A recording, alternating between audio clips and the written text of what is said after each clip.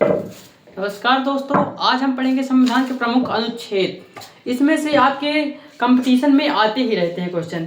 आपकी चाहे एसएससी में हो, पुलिस में हो, आर्मी में हो, चाहे किसी भी में हो, चाहे कोई सा एग्जाम हो, इसमें से बहुत सारे अनुच्छेद आते ही हैं। और हमने पहले आपको डिटेल से पहले एक एक अनुच्छेद के बारे में पहले हमने आपको डिटेल से वीडियो बना दिया है। लेकिन अब थोड़ा प्रमुख प्रमुख अनुच्छेद जैसे उनके शॉर्ट में क्या नाम है, उनमें हम कुछ देखते हैं।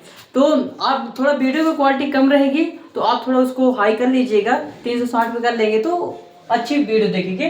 तो आइए हम स्टार्ट करते हैं। देखिए, अनुच्छेद 1 में क्या कहता है, भारत का संविधान है।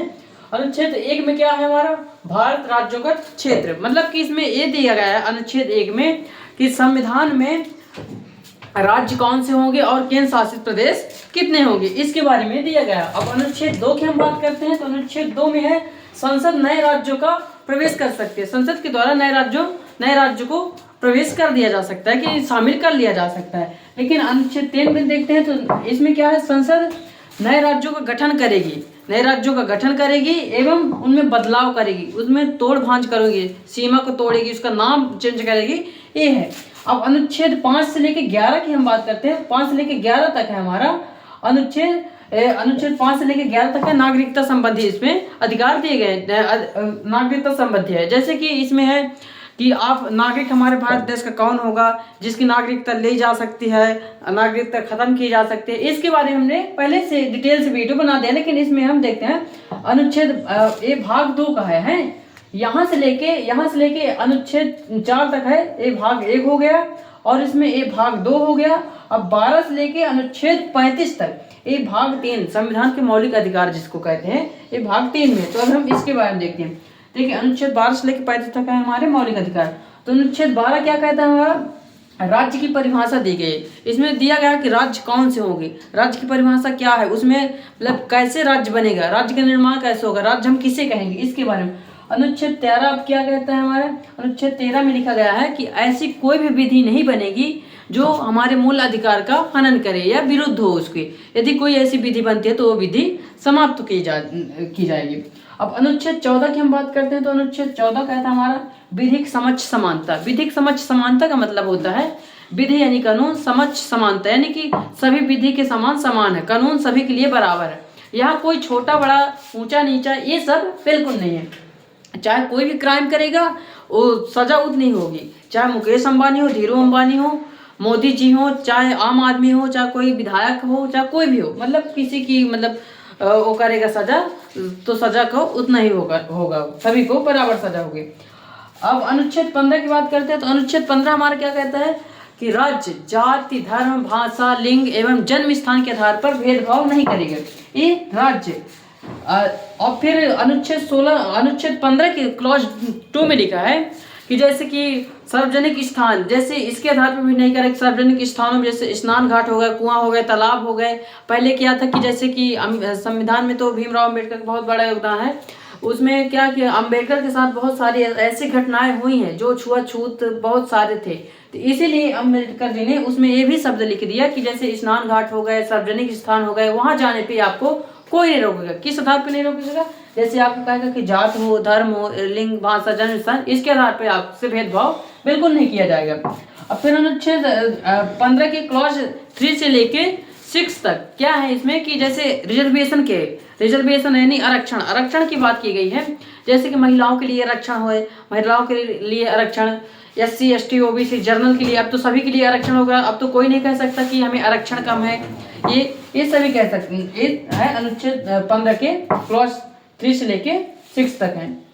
अब अनुच्छेद 16 की बात करते हैं हम तो अनुच्छेद 16 में है लोक नियोजन की समानता। लोक नियोजन की समानता होता है मतलब यदि कोई भी सरकार वैकेंसी निकालती है तो उसमें आपको जाति धर्म भाषा जन्म लिंग के आधार पर भेदभाव नहीं किया जाएगा। उसमें आपको ये ना पूछा जाए कि आप इस जाति के हो तो आप इसका फॉर्म नहीं भर सकते हो, इसके आधार पर नहीं किया जाएगा।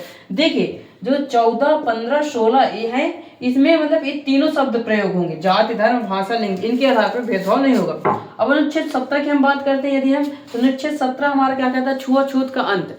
छुआछूत का अंत मतलब कि अब जिस दिन से संविधान बन गया उस दिन से छुआछूत बिल्कुल समाप्त कर दिया गया। लेकिन दोस्तों कहाँ समाप्त हुए, आज आप देखिए आज भी गाँवों में बहुत बहुत ज़्यादा छुआछूत की प्रथा है, बहुत ज़्यादा। किताबों में तो मिट गई, लेकिन आज भी गांव में बहुत ज़्यादा छुआछूत प्रचलित है। इसको 1955 में संसद ने एक एक्ट बनाया था, छुआछूत निवारण अधिनियम बनाया था उसको 1955 में। इसमें यह है कि यदि कोई छुआछूत यदि आपसे करता है, यदि कि जाति सूचक शब्दों से प्रयोग करता है, तो उसको 2 साल की सजा होगी। और ये अनुच्छेद 17 में छुआछूत का अंत कर देगा। जब से संविधान बना तब से छुआछूत का अंत हो गया है। और इसमें ये भी है, जैसे गांव में तो बहुत ज़्यादा छुआछूत है, आज भी देखते हैं हम गांव में बहुत ज़्यादा छुआछूत। किताबी भाषा से तो यहाँ से मिट गया है, किताबी भाषा में तो नहीं है छुआछूत, लेकिन आज भी गाँव में बहुत ज़्यादा छुआछूत देखने को मिलता है। आज भी नीची जातियों को उनको मतलब किस तरीके से दबाया जाता है वो स्वयं महसूस करते होंगे। अब अनुच्छेद 18 की हम बात करते हैं तो अनुच्छेद 18 में क्या है, उपाधियों का अंत है। उपाधियों का अंत है मतलब कि संविधान बनने के पहले जब ब्रिटिश काल था तो पहले तो सब कह देते थे हम राजा हैं, हम किंग हैं, बहादुर हैं, लॉर्ड साहब हैं। लॉर्ड साहब आप सुने होंगे कि क्या कहूँ कि लॉर्ड साहब आए शुद्ध बघेली वाला। तो इस तरह की उपाधियां पहले रहती थी। तो लेकिन जब से संविधान बना तो अब ऐसा कह दिया गया है कि अब बिल्कुल नहीं रखा जाएगा, किसी को उपाधि नहीं दी जाएगी, किसी को उपाधि नहीं दी जाएगी, लेकिन 2 क्षेत्र में दे सकते हैं। जैसे शिक्षा के क्षेत्र में आप उपाधि दे सकते हैं योग्यता के, और जैसे कोई डॉक्टर तो अब उसको उपाधि ही ना हो गई, डॉक्टर लग गया तो वो उपाधि ही हो गई ना, शिक्षक होगा तो उपाधि हो गई, इंजीनियर होगा, मतलब शिक्षा क्षेत्र में और खेल के क्षेत्र में उपाधि दे सकते हैं, 2 क्षेत्रों में दे सकते हैं। अब अनुच्छेद हम यदि 19 की बात करते हैं तो अनुच्छेद 19 हमारा कहता है स्वतंत्रता। अनुच्छेद 19 क्या कहता है, स्वतंत्रता। स्वतंत्रता का अधिकार है 19 से अनुच्छेद 22 तक है। इसमें स्वतंत्रता अनुच्छेद 19 में 6 प्रकार की स्वतंत्रता दी गई है। सभी व्यक्ति को, जितने भी भारत के नागरिक हैं उनको सभी को 6 प्रकार की स्वतंत्रता दी गई है। वो कौन कौन से हैं देखते हैं। देखिए, अभिव्यक्ति की आज़ादी। अभिव्यक्ति यानी होता है बोलना, एक्सप्रेशन, जो हम बोलना चाहें बोल सकते हैं। और फिर समूह बनाने की, समूह बनाने की यदि जब हम बोलेंगे तो 2-4 लोग इकट्ठे मिल जाएंगे, समूह बन जाएगा। और फिर कोई संगठन बनाने, फिर तीसरा क्या, संगठन। जब 2-4 लोग इकट्ठा हो जाएंगे तो हम संगठन का नाम देंगे, संगठन बन जाएगा हमारा। और फिर उसके बाद आने जाने की यदि जब हम संगठन बना लेंगे तो आएंगे जाएंगे, एक दूसरे से दूसरे स्थान जाएंगे, ये भी। अब फिर हमारा 5वां क्या है इसमें स्वतंत्रता में, बसने की आज़ादी। मान लीजिए हम कहीं जा रहे हैं, अब रुकने को है हमें तो अब हम रुक भी सकते हैं, बस भी सकते हैं। अब फिर जब हम बसेंगे तो खाएंगे क्या, उसके लिए तो पैसा चाहिए, तो हम व्यवसाय भी कर सकते हैं। देखिए दोस्तों कितना मतलब तरीके से सजाया गया है, मतलब एक व्यक्ति का जीवन मतलब पूरा निर्वहन हो सके, इस तरह से सजाया गया है। तो इसमें एक स्वतंत्रता का अधिकार में अभिव्यक्ति, समूह बनाने का, संगठन बनाने का, आने जाने की आज़ादी, बसने की आज़ादी एवं व्यवसाय करने की आज़ादी। ये सभी भारत के नागरिकों को है, ये नहीं कि किसी एक को है, सभी को है, चाहे कोई भी हो, भारत का नागरिक है यदि तो उसको ये सब दिए गए अधिकार। अनुच्छेद 20 की हम बात करते हैं तो अनुच्छेद 20 में दोषी सिद्ध संरक्षण, मतलब दोषी व्यक्ति, जैसे कोई दोषी व्यक्ति है जेल में है तो उसके लिए भी संरक्षण दिया गया है संविधान में। बताइए, जो बेचारा दोषी है उसको भी संविधान संरक्षण देता है। आज के लोग तो कह रहे थे हम संविधान जला देंगे, पता नहीं वो कैसे बेशर्म लोग हैं जो इस तरह की बातें करते हैं।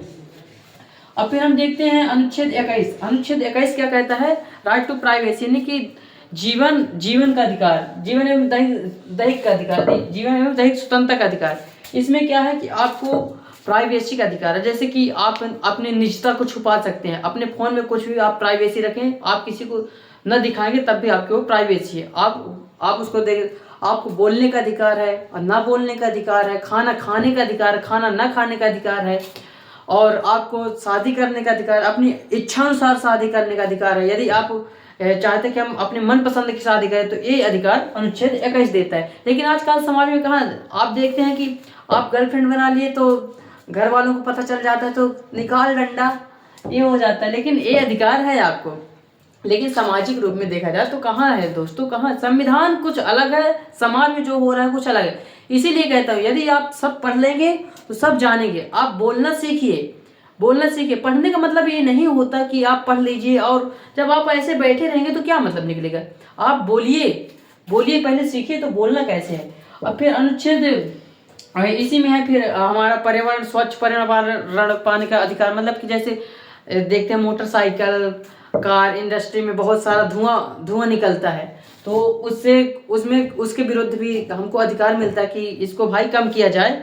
आज भी देखते हैं ट्रैफिक में लगे रहते पुलिस की, यदि ज़्यादा गाड़ी धुआं दे रही तो उसको ले जाके थाने में डाल देते हैं। अब फिर इसी में अनुच्छेद 21 के ए में इसमें है शिक्षा का अधिकार, राइट टू एजुकेशन। इसमें क्या है कि जैसे कि सभी व्यक्तियों को शिक्षा का अधिकार दिया गया है। इसमें जैसे मान लीजिए कि 6 वर्ष से 14 वर्ष के बच्चों को शिक्षा सरकार देगी, निःशुल्क शिक्षा देगी। और इसमें 66वां संविधान संशोधन सन 2000 में अटल बिहारी वाजपेयी सरकार थी तभी पास हुआ है। अब हम बात करते हैं अनुच्छेद 23 की। अनुच्छेद 23 हमारा क्या कहता है? 23 में कहता है दुर्व्यवहार या व्यापार। यदि कोई व्यक्ति ऐसा करता है, व्यापार करता है कि मान लीजिए कोई खाद बेच रहा है, अब उसमें केमिकल मिला के और कुछ अजीब तरीके से कि मतलब हमारा प्रोडक्ट बिके, उसके विरुद्ध भी आपको अधिकार है। और जैसे कोई आपसे मजदूरी ज़्यादा करवा रहा है, काम करवा रहा है, बंधुआ मजदूर आप सुने होंगे, बंधुआ मजदूर, मनरेगा सुने होंगे, ये वाला। जैसे बंधुआ मजदूर की अब कोई कहे आपको फोर्स करके नहीं तू हमारे घर में काम कर, मैं नहीं जानता हूँ, मेरे घर में काम कर, तो उसके खिलाफ भी आपको अधिकार है कि आप कह सकते हैं कि नहीं मैं क्यों करूं भाई, हमारे संविधान हमारे मौलिक अधिकार, हमें ऐसा क्यों कर रहे हो आप उनके ऊपर भी, उनके विरुद्ध भी आपको अधिकार है। अब फिर अनुच्छेद 24 की हम बात करते हैं तो अनुच्छेद 24 कहता है हमारा बाल श्रम। बाल श्रम का मतलब होता है कि जैसे बाल यानी बच्चे होते हैं, श्रम यानी मजदूर। तो यदि छोटे बच्चे हैं, 14 साल से छोटे बच्चों को काम में नहीं लगाया जाएगा। कौन से काम में? जैसे कि कारखाने हो गए, विस्फोटक हो गए, जैसे रासायनिक यंत्र हो गए, जैसे यंत्र हो गए, बहुत भारी यंत्र बन रहे हैं कि कोई रासायनिक चीज ऐसी बन रही है जो नुकसानदायक है, उनमें काम में नहीं लगाया जा सकता। लेकिन अनुच्छेद 24 के क्लॉज 2 में लिख दिया गया है इसी में कि जैसे मान लीजिए कि कोई घरेलू काम के लिए वो अपने घर में सहयोग कर सकता है। अब अनुच्छेद 25 की यदि हम बात करते हैं, अनुच्छेद 25 की बात करते हैं तो अनुच्छेद 25 में है धार्मिक अधिकार।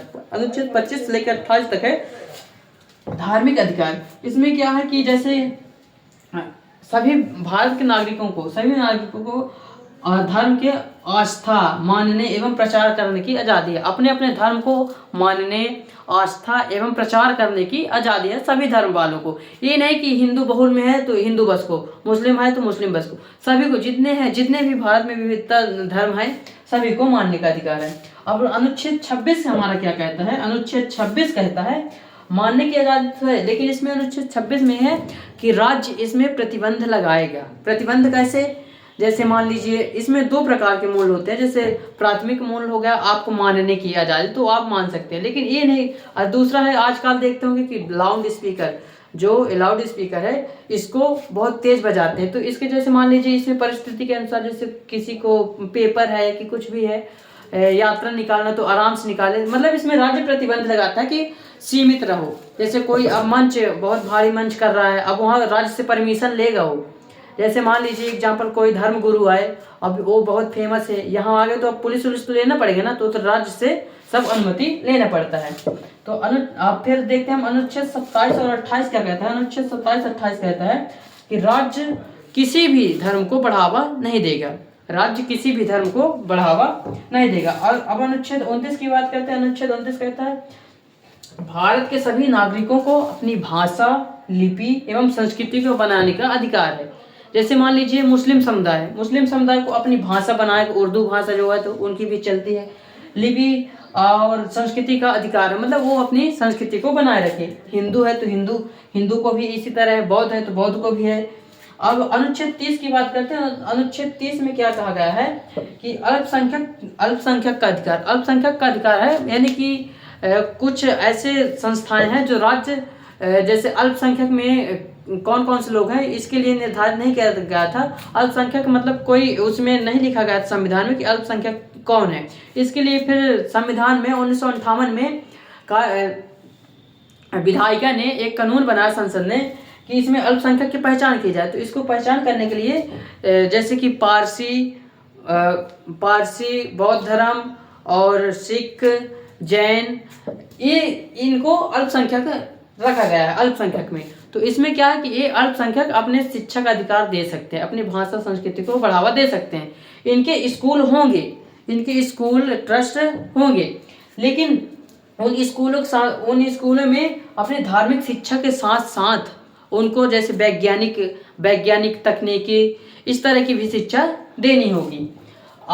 इसमें ये भी दिया गया है अनुच्छेद 30 के क्लॉज 2 में कि जैसे अल्पसंख्यक का अधिकार ये भी है कि जैसे अपने ही लोगों को शिक्षा के क्षेत्र में रख सकते हैं, अपने ही कर्मचारियों को क्षेत्र में रख सकते हैं, अपने लोग को, इस तरह के सभी इनको, हिंदू को नहीं है, ये ध्यान रखिए, इसमें हिंदू को नहीं है। अनुच्छेद 30 में हिंदू की बात नहीं की गई है। अब अनुच्छेद 32 की बात करते हैं। अनुच्छेद 32 से पहले 31 की बात कर लेते। 30 तो मैंने पढ़े थे, अब 31 की बात करते हैं। आप कहेंगे 31 कहाँ गया, तो मैं 31 की बात कर लूँ।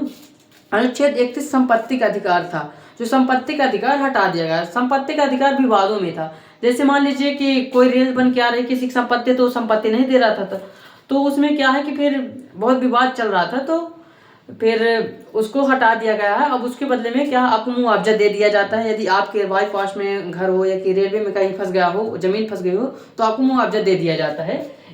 अब अनुच्छेद 32 की बात करते हैं। अनुच्छेद 32 हमारा कहता है संवैधानिक उपचारों का अधिकार। इसका मतलब होता है कि जितने मैंने अनुच्छेद 12 से लेके 35 तक जितने भी बताए, इसका सभी का संरक्षण करता है। अनुच्छेद 32 हमारा सभी का संरक्षण, मौलिक अधिकार का संरक्षण करता है। इसको अनुच्छेद 32 के तहत यदि हमारे ये मौलिक अधिकार जो है, इनमें किसी का हमारा हनन होता है, उल्लंघन हो रहा है, तो हम अनुच्छेद 32 के तहत सुप्रीम कोर्ट तक जा सकते हैं, इतना हमें अधिकार है। और अनुच्छेद 32 को डॉक्टर भीमराव अंबेडकर ने संविधान की आत्मा कहा है, ये भी ध्यान रखिए। अनुच्छेद 38 की बात करते हैं, तो अनुच्छेद 38 हमारा कहता है सामाजिक न्याय एवं समान वेतन। यदि महिला पुरुष कोई भी कार्य करता है, एक ही कार्य करते हैं, एक ही काम करते हैं, तो दोनों को समान वेतन मिलना चाहिए। लेकिन आज कहाँ देखते हैं, आज जीवन में देखते हैं तो महिलाओं को कम वेतन दिया जाता है। यदि वही काम करते हैं तो महिलाओं को कम वेतन दिया जाता है। ऐसा क्यों? इसलिए ऐसा कि महिलाएं जागरूक बराबर नहीं है, अपने अधिकार को नहीं ले पाती हैं, वो बोलने से आज भी हेजिटेट रहते हैं। जैसे आज भी समाज में देखा जाता है तो महिलाओं को दबाया जा रहा है। महिलाएं जब पढ़ लेंगी, अपना अधिकार पालेंगी, सब कुछ। महिलाओं को उत्थान के लिए सरकार नई योजनाएं ला रही है, रिजर्वेशन की बात कर रही है, हर एक तरीके से हो रहा है।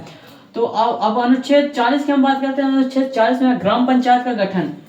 इसमें ग्राम पंचायत का गठन, इसमें विवाद था कि अंबेडकर और गांधी में, तो गांधी जी कहते थे हम ग्राम पंचायत होना चाहिए, अंबेडकर कहते थे नहीं होना चाहिए। गांधी जी बोले कि एक गांवों का देश है तो गांव होना चाहिए।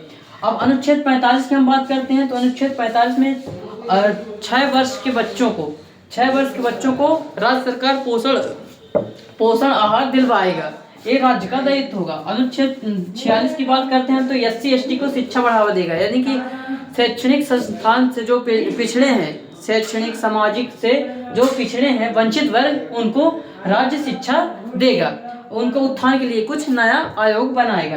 अब अनुच्छेद 49 की हम बात करते हैं, तो अनुच्छेद 49 में कहा गया कि स्थल और धरोहर को सुनिश्चित करना।